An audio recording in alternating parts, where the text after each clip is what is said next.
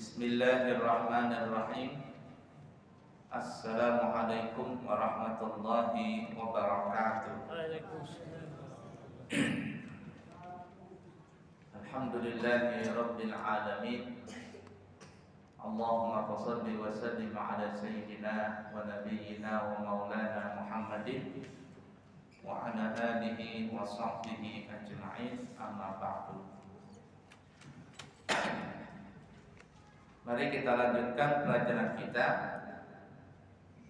tentang masalah mubtilatul wudu, yang membatalkan wudu. Yang membatalkan wudu itu secara garis besar ada terbagi 4 saja.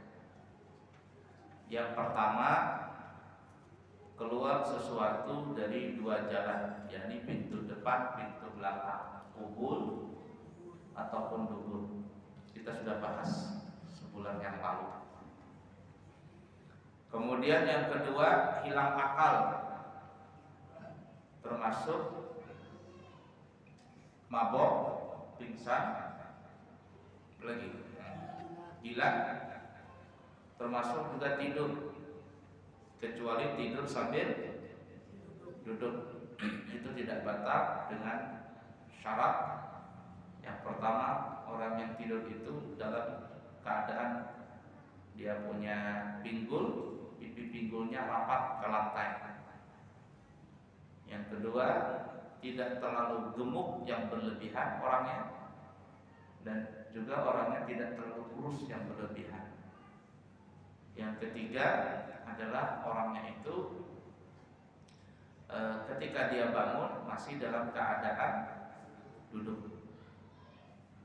Dan yang keempat, ketika orang yang tidur sambil duduk ini bangun, dia tidak ada diberitahu oleh orang yang adil, apalagi orang yang maksud, bahwa ketika dia tidur dia mengerjakan sesuatu yang bisa membatalkan wudu.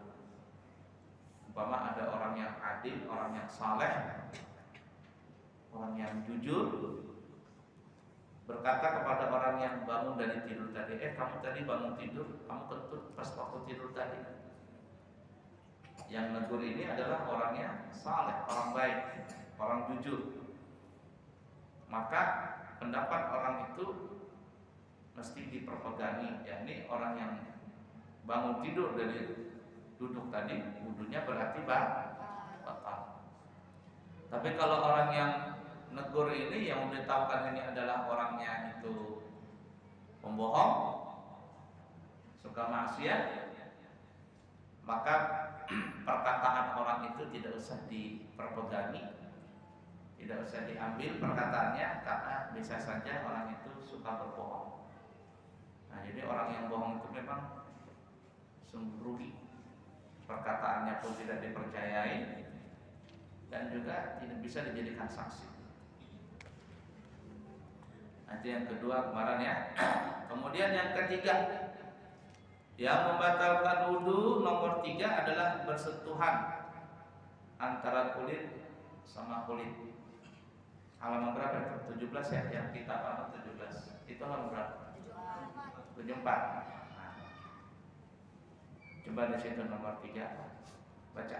Aktif. Ketiga, bersentuhan antara kulit laki-laki dan perempuan dewasa dan bukan mahram tanpa ada penghalang. Jadi syaratnya itu 5. Sudah habis tadi itu? Habis. Nah, syaratnya itu 5 yang membatalkan wudu ini. Nomor 3 ini syaratnya ada 5. Bersentuhan kulit dengan kulit dulu. Kulit dengan kulit. Yang kedua, laki perempuan. Laki perempuan. Kalau laki-laki bertemu dengan laki-laki, bersentuhan batal nggak? Nah, yang ketiga, kedua-duanya besar, dewasa, ya, besar. Nanti apa kata dari besar itu? Yang keempat adalah tidak ada mahram. Kalau ada ikatan mahram, tidak batal. Mahram itu adalah seseorang yang tidak boleh dinikahi. Nanti kita sebutkan ada 18 orang yang bukan mahram itu. Maksudnya ada 18 orang yang mahram, sisanya semuanya bukan mahram. Ajnabiyah berarti orang yang boleh dinikahi. Yang kelima adalah tidak ada penghalang atau tidak ada pakai alas. Kalau ada pakai alas seperti kain gini, walaupun tipis, ini tidak batal wudhunya. Ya. Nah, bersentuhan antara kulit sama kulit, laki-laki dan perempuan kedua-duanya sama-sama besar, kedua-duanya boleh menikah dan tidak memakai alas ketika bersentuhan. Lanjut apa keterangannya di situ? Permasalahan terkait dengan persentuhan lawan jenis. 1. Menyentuh anggota yang terpisah dari badan. Oh, belum ya? Nanti kita terangkan dulu. Kulit. Ya, keterangan kulit tadi kan kulit dengan kulit, laki perempuan kedua-duanya sah. Kita bahas dulu kulit. Maka tidak batal kalau memegang gigi. Ada perempuan berobat untuk tambal gigi, dokternya umpama laki-laki atau sebaliknya. Yang menambal gigi, yang ingin ditambal giginya adalah laki-laki, dokternya perempuan, dokter giginya. Nah, waktu itu si laki-laki ini berudu umpama, dokternya juga berudu. Lalu si dokter ini memegang giginya si pasien ini, si laki-laki ini, memegang giginya. Maka ini tidak batal. Ya, tidak batal. Kulit ketemu gigi nggak batal. Atau gigi ketemu gigi, gimana? Pas orangnya tonjos. Orang bilang orang gitok.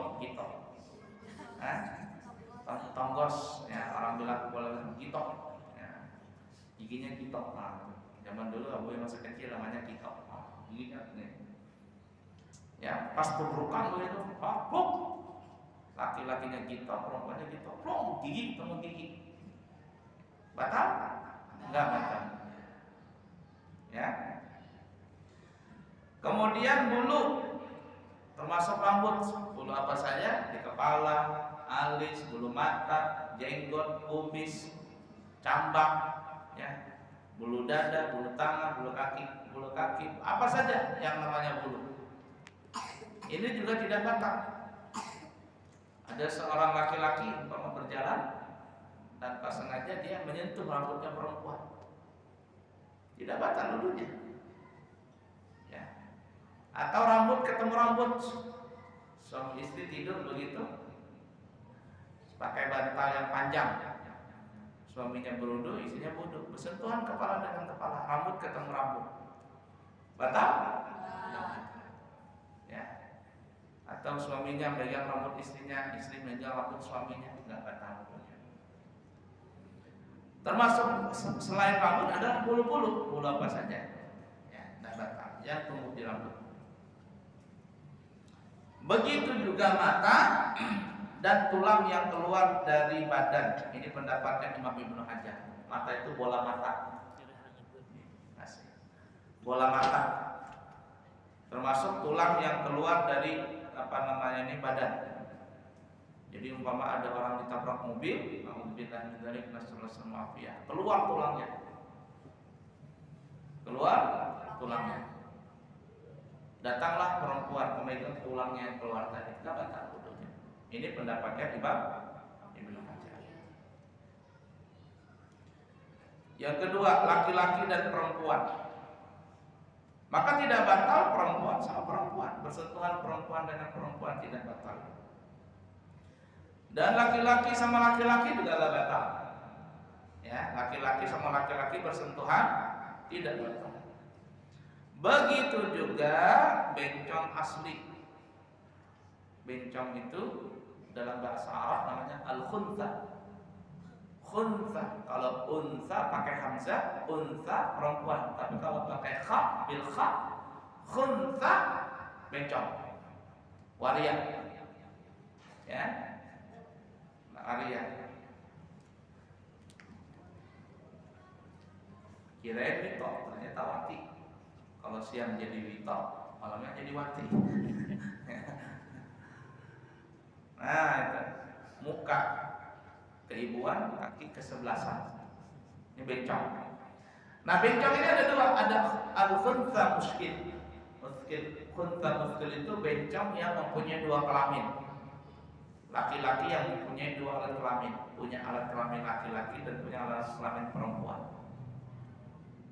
Nah, itu ada seperti itu, namanya khuntha muskil. Nah, khuntha muskil ini menurut pendapat ahli fikih mazhab kita Syafi'i tidak batal. Jadi laki-laki macam dia tidak batal, perempuan macam dia juga tidak batal, karena dia muskil. Kelaminnya dua. Ya, ibarat kamu itu double gardan. Ini tidak batal, laki-laki menyentuh dia tidak batal, perempuan menyentuh dia tidak batal. Menurut mazhab Imam Syafi'i. Tapi kalau bencong jadi-jadian, kalau siang jadi laki-laki, malam jadi perempuan, ini laki-laki bersentuhan dengan dia nggak batal. Ya, laki-laki bersentuhan dengan bencong itu nggak batal. Tapi kalau perempuan bersentuhan dengan bencong jadi jadian tadi batal nggak? Batal. Cuman masalahnya kalau perempuan bersentuhan dengan dia memang nggak batal, tapi si bencong biasa-biasa saja. Coba laki-laki megang dia, nggak batal, tapi dikejarnya. Ya, kalau laki-laki ada yang megang bencong, dia pikir suka dengan bencong tadi, dikejarnya laki-laki tersebut.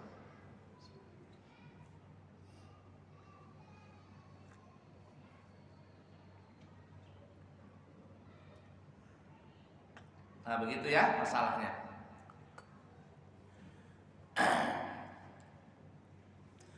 Cuma di dalam agama kita, agama Islam,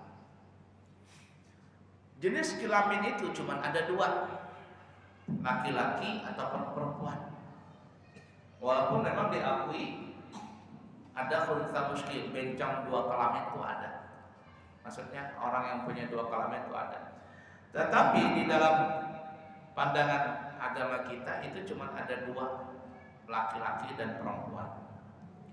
Kenapa? Karena laki-laki dan perempuan inilah nanti yang bisa menentukan apakah dia, maksudnya menentukan dalam ahli warisan, apakah si seorang itu digolongkan laki-laki berarti mendapat dua bahagian daripada harta warisan, ataukah dia perempuan.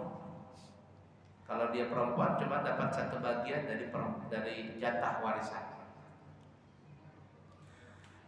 Keterangan diterangkan dalam kitab Takmilatul Zubdatul Hadis, karangan daripada Al-Alimul Allamah As-Sayyid Muhammad bin Salim bin Hafidh bin Syekh Abu Bakar bin Salim, dalam membahas masalah bencong asli, yaitu apabila ini bicara harta warisan ya, seperti kita katakan tadi, kalau ada orang meninggal dunia, laki-laki meninggal dunia bapaknya, kemudian meninggalkan anak,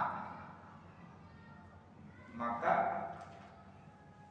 si anak ini akan mendapatkan harta warisan orang tuanya itu menurut jenis kelamin. Kalau dia laki-laki dapat dua bagian, kalau dia perempuan dapat satu bagian. Jadi kalau umpama orang tua itu meninggal dunia dan cuma hanya meninggalkan anak laki-laki satu, anak perempuan satu. Tidak ada yang lain, keluarga yang lain tidak ada, istri tidak ada, saudara tidak ada, semuanya sudah tidak ada. Tinggal anak satu, perempuan, laki-laki satu. Umpamanya hartanya 3 miliar, hartanya 3 miliar, maka si anak laki-laki mendapatkan 2 miliar, si anak perempuan dapat 1 miliar. Lidzakari mithlu hadzil unthayain. Bagi laki-laki itu mendapatkan 2 bahagian daripada jatah perempuan.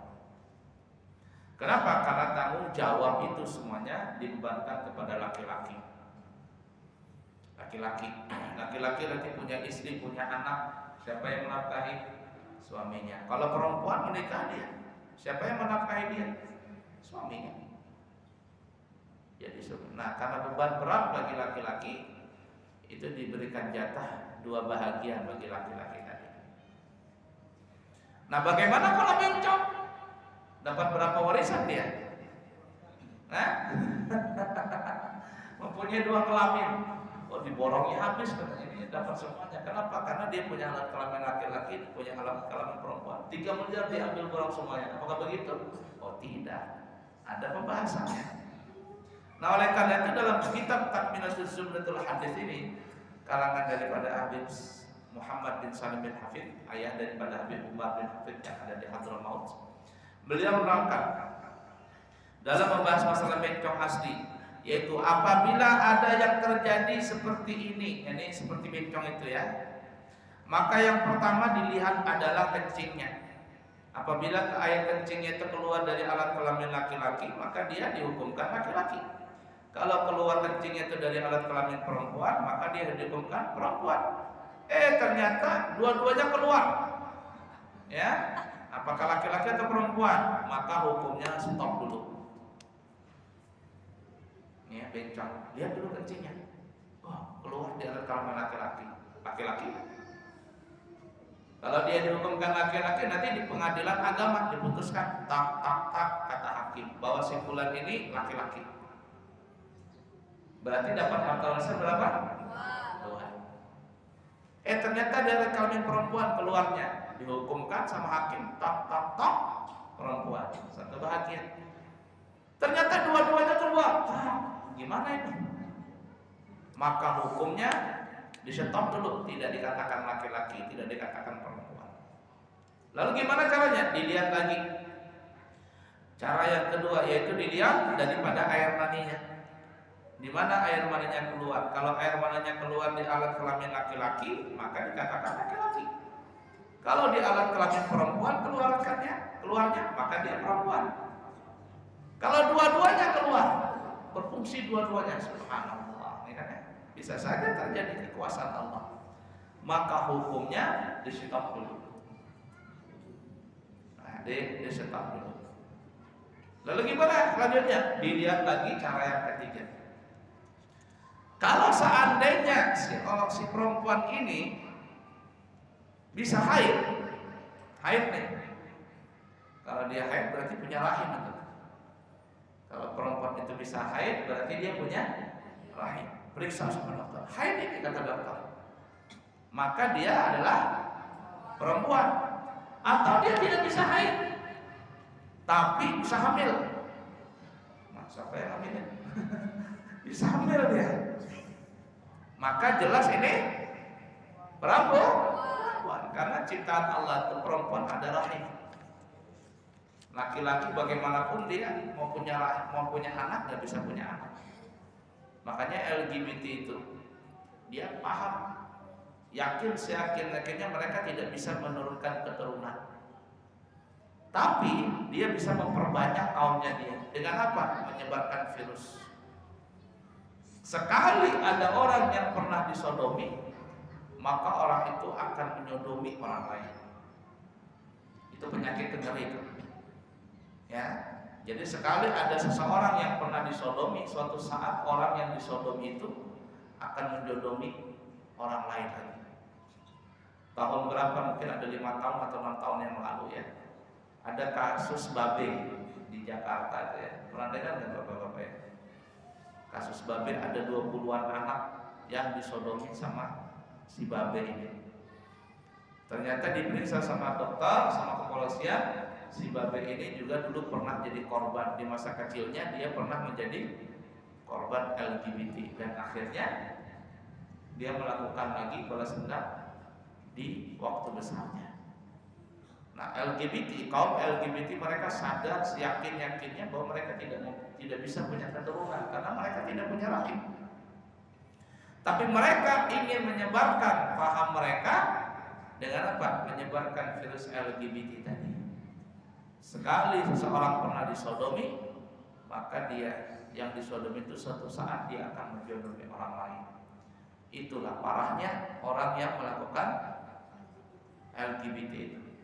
Dan siksaannya orang LGBT itu kalau dalam Islam dilempar pakai batu, pakai batu sampai mati, dirajam sampai mati, dimasukkan badannya separuh dalam tanah, baru dilemparin. Itu mazhabnya Imam Syafi'i dan Imam Ahmad bin Hanbal. Tapi ada pun mazhabnya Hanafi, kata Imam Malik, itu orangnya dilemparkan dari atas yang tinggi, dari tempat yang tinggi. Umpama dari hotel lantai 20 lempar ke orang, jatuh. Setelah jatuh orangnya lempar lagi pakai batu. Kalau masih hidup lempar lagi pakai batu. Kalau sudah mati ya selesai. Nah, itu siksaannya orang LGBT, ngeri sekali. LGBT. Nah, kemudian kalau si bencong asli ini tidak bisa hamil, tidak juga haid, maka dilihat condong syahwatnya kemana. Kalau dia melihat laki-laki, dia jangan orang Banjar apa ya, kekijilan, genit gitu ya. Ketika melihat laki-laki dia, jangan orang Banjar genit, kata orang Indonesia genit, maka dia ini adalah perempuan. Tapi kalau seandainya dia melihat laki-laki, dia apa namanya, ya begitu genit juga istilahnya, maka dia dikatakan perempuan karena dia melihat lawan jenisnya itu ada timbul gairah, maka di situ lawanannya disebut, maka dia disebut lawanannya. Kalau dia timbul syahwatnya melihat laki-laki, maka dia perempuan. Kalau dia melihat perempuan timbul syahwatnya, maka dia katakan laki-laki. Nah, setelah itu baru diputuskan di pengadilan. Tok apakah dia laki-laki ataukah dia perempuan. Dan pengadilan ini bisa saja berubah hukumnya. Di masa kecil umpama alat kelaminnya, air kencingnya keluar di alat kelamin laki-laki. Hakim memutuskan laki-laki dapat harta 2 miliar umpama. Menjelang besar ternyata dia kepada perempuan, bisa hamil, haid dan sebagainya. Maka hukum yang kemarin itu dibatalkan, dinasah, dibatalkan oleh hakim, berarti nanti dihukumkan perempuan. Yang dia tadi dapat 2 miliar, maka kembalikan 1 miliarnya, alias dia mendapat hanya 1 miliar saja. Mudah dipaham kira-kira ini permasalahan. Nah itu ya.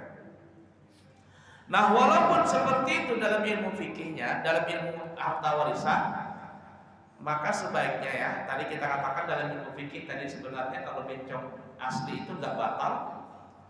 Bencong asli kalau bersentuhan itu nggak batal. Tetapi sebaiknya kalau ada bencong asli yang seperti itu, sebaiknya kita tidak bersentuhan dengan dia. Ya, tidak bersentuhan dengan dia. Allahu a'lam bishawab. Baik, kemudian yang ketiga, kedua-duanya besar. Yang dimaksud besar itu adalah apabila keduanya sudah bisa mendatangkan syahwat, gairah syahwat bagi orang yang normal apabila melihat. Sekalipun mereka itu belum dikatakan balik.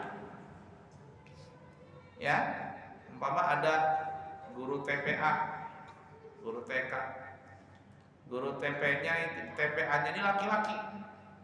Ada anak perempuan umur 7 tahun, 6 tahun. Sudah haid? Belum haid lagi. Tapi cantik. Nah, bagi yang normal melihat anak yang seperti ini, apalagi badannya bonsor itu umur kecil tapi badannya besar, ini bisa menyebabkan syahwat, timbul syahwat bagi orang yang melihatnya. Maka sang laki-laki tadi dikatakan batal wudunya jikalau anak ini secara normal sudah bisa mendatangkan syahwat walaupun belum haid anak itu. Begitu juga sebaliknya, seorang perempuan bersentuhan dengan anak kecil. Kayak Alfan, sudah balik belum Alfan? Belum. Habibi balik. Nah, belum balik. Kalau Rehan dulu bukan balik, itu balik sudah Rehan dulu ini. Ya. Nah, Habibi ini ada perempuan dewasa bersentuhan dengan Habibi.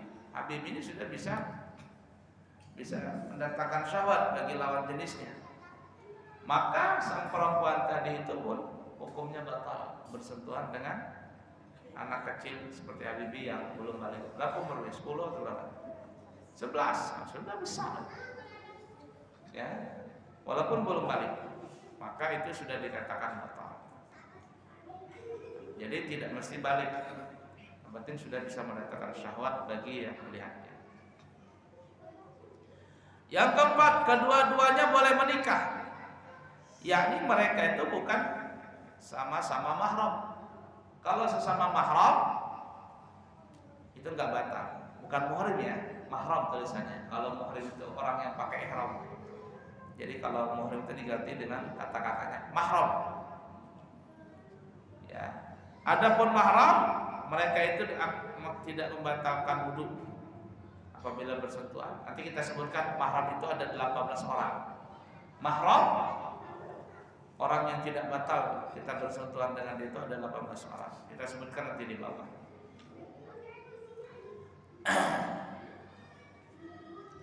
Salah satu contoh mahram itu umpama dengan ibu kita. Ibu kita itu perempuan, kita gak batal dengan dia. Tapi kalau ibu angkat, nah ibu angkat ibu guru batal, ya. Ibu guru, bapak guru di sekolah, ya. Ini kan sudah tatap muka sekolah ya, sudah mulai tatap muka sekolah. Muridnya datang bersentuhan dengan gurunya, batal. Kenapa? Karena bukan mahram. Nah itu. Termasuk batal tadi yang bukan mahram itu adalah sepupu sekali. Sepupu sekali. Bagaimana contohnya? Umpama Abuya dengan Pak Imam bersaudara. Pak Imam punya anak umpama Dapak. Abuya punya anak Yahya. Yahya dengan Dapak ini disebut namanya apa? Sepupu sekali. Ternyata Dapak ini contoh aja. Ternyata Dapak ini perempuan umpama. Yahya bersentuhan dengan Dapak yang contohnya umpama perempuan, Yahya batal nggak wudunya? Batal. Ya, Dapaknya juga batal. Jadi kalau bersentuhan sengaja atau tidak sengaja, kedua-duanya batal. Wudunya batal. Itu mazhab Syafi'iyah. Yang kelima, tanpa berlapik, yakni tanpa pakai alas. Maka tidak batal kalau bersentuhan tapi memakai alas sekalipun tipis, tidak batal. Nih kain tipis, baju tipis, bersentuhan tidak batal. Walaupun sangat tipis sekali, kayak kaos toki, kaos toki. Biasanya perempuan yang kerja di mall tuh, jadi karyawan, biasanya mereka pakai kaos toki, tipis sekali. Kaos tokinya hampir sewarna dengan warna kulit. Tidak batal. Atau transparan. Kalau orang Bugis itu ada namanya baju apa ya? Baju bodoh atau apa? Baju bodoh ya. Tipis sekali. Nah, tipis bajunya, kelihatan. Kalau dulu masih kecil saya melihat orang itu sampai kelihatan tali kutang. Sekarang kan tidak lagi. Pakai ada baju dalamannya. Nah, yang bajunya tetap baju bodoh, tipis tapi ada dalaman. Kalau dulu kelihatan mana zaman dulu. Sekarang sudah berubah. Nah itu, apa? Artinya tidak batal walaupun tipis, walaupun transparan. Seperti baju bodoh tadi transparan, kelihatan warna kulit, tidak batal persentuhan. Kenapa? Karena memakai alas. Nah, jadi 5 inilah yang syarat daripada yang membatalkan wudu nomor 3. Ya. Bersentuhan kulit dengan kulit, laki perempuan, kedua-duanya besar, bukan mahram. Yakni yang kelima adalah tidak ada memakai alas penghalang. Coba baca punya kumulatif apa tadi? Permasalahan terkait dengan bersentuhan lawan jenis. 1. Menyentuh anggota yang terpisah dari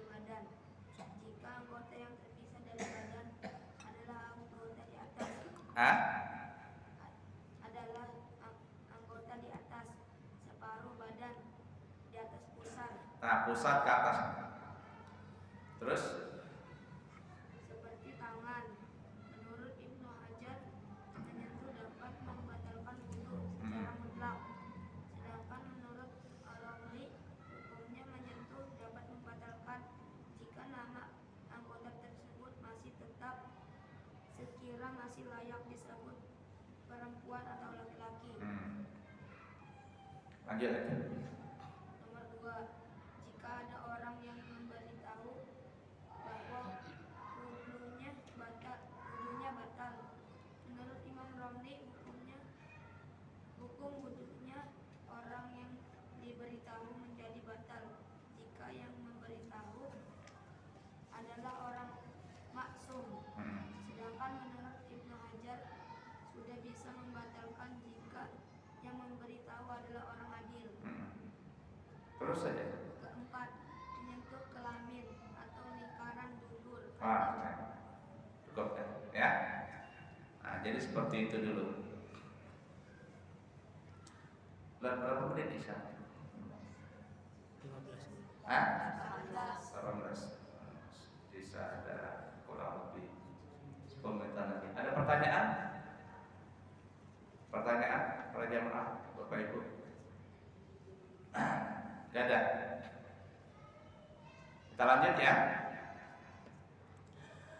Keterangan, adapun yang disebut mahram itu ada 18 orang. Mahram 18 orang. Ada dari situ kitab itu. Nah, 18 orang mahram ini. 18 orang ini terbagi kepada 3 bahagian. Yang pertama mahram bin nasab. Mahram dengan sebab garis keturunan. Yang kedua mahram bil radha'ah. Mahram dengan sebab susuan. Dan yang ketiga mahram bil musahharah. Mahram dengan sebab ada ikatan perkawinan, ya, besanan atau apa istilahnya itu. Nah, kita bahas 18 orang tadi yang terbagi 3 tadi ya. Kelompok pertama mahram bin nasab, mahram dengan sebab keturunan. Mahram dengan sebab keturunan ini ada 7 orang. Ada 7 orang. Yang pertama adalah ibu, sampai ke atas. Mamanya kita, mama yang melahirkan kita. Kemudian ke atas nenek kita, mama yang melahirkan mama kita. Apa ya? Nenek. Kemudian ke atas lagi, apa lagi? Buyut, datuk, moyang, apakah? Sampai ke atas sana. Ya, nah, sampai ke Siti Hawa sana. Satu garis lurus ini dulu. Itu mama kita sampai ke atas, enggak batal. Itu kalau kita laki-laki. Kalau kita perempuan, berarti tidak bersentuhan. Yang tidak batal bersentuhannya dengan bapak kandung. Bapaknya bapak kita, kai. Bapaknya kai kita, datuk. Bapaknya datuk kita. Nah, dan seterusnya. Paham kira-kira? Yang kedua anak perempuan dan seterusnya.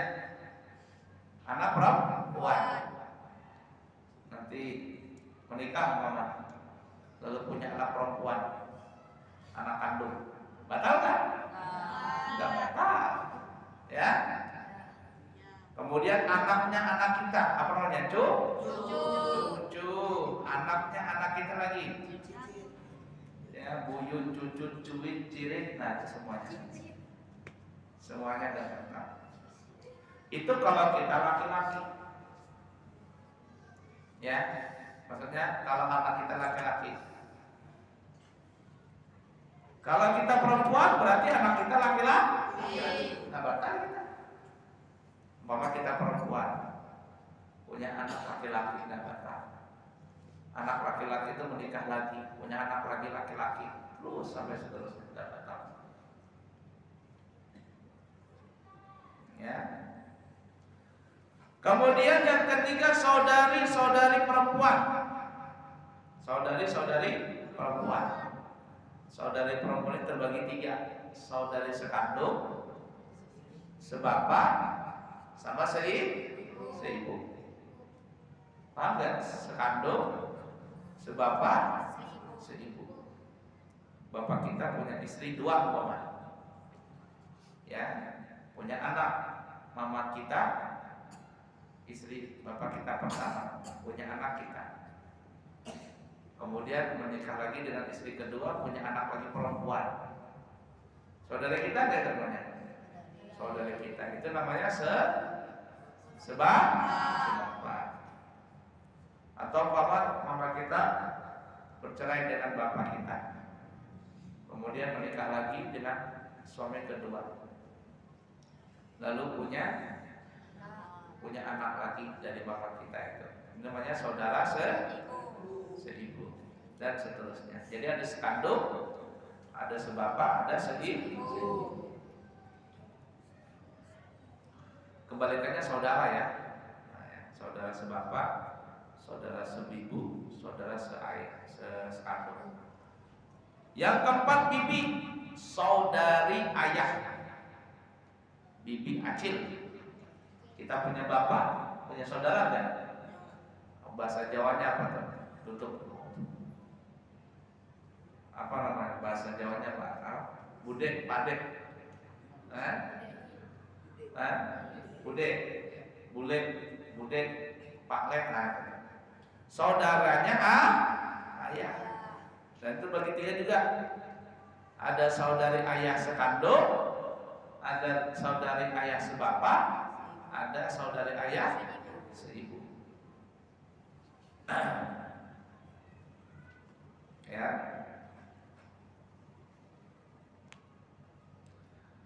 Yang kelima, bibi saudari ayah. Ibu kita punya saudara. Kita sebut apa juga namanya? Bule, paklek, kalau bahasa Banjarnya tapi kalau di Banjar apa saja namanya perempuan tidak kenal acil juga. Ya. Nah, bahasa Inggrisnya tante, saudara ibu, bule, paklek, ya, bule, bude. Ya. Baik. Kemudian yang keenam, keponakan perempuan dari saudara laki-laki, ya, saudara laki-laki, ponakan. Muhammad Yahya sama Dapa bersaudara. Yahya punya anak perempuan, ya, Dapa sama anaknya Yahya disebut apa namanya? Paman dengan ponakan. Anaknya Yahya panggil Dapa paman. Dapat panggil anaknya Yahya ponakan. Itu gambarkan juga. Dari saudara laki-laki. Yang ketujuh, keponakan perempuan dari saudari perempuan. Bapak Yahya bersaudara dengan si Dapat, tapi Dapatnya perempuan, Bapak. Bukan laki-laki. Kan ya? Lalu si Dapat ini punya anak perempuan. Nah, Yahya panggil anaknya Dapat itu keponakan. Dari mana keponakannya? Dari saudari perempuan. Nah, itu 7 golongan dari mahram bin nasab, mahram dengan sebab keturunan. Nanti kita sambung lagi bulan depan, mahram dengan sebab anak susuan. Jadi anak bayi kecil diangkat, diasuh, kemudian disusui sama ibu kita atau sama istri kita, maka itu disebut namanya saudara susu. Insyaallah lebih jelasnya kita akan bahas di kesempatan yang akan datang. Cukup sekian dulu, semoga ada manfaatnya. Subhanakallahumma wa bihamdika, asyhadu an la ilaha illa anta, astaghfiruka wa atubu ilaik. Wa akhiru kalam, wassalamualaikum warahmatullahi wabarakatuh. Bismillahirrahmanirrahim.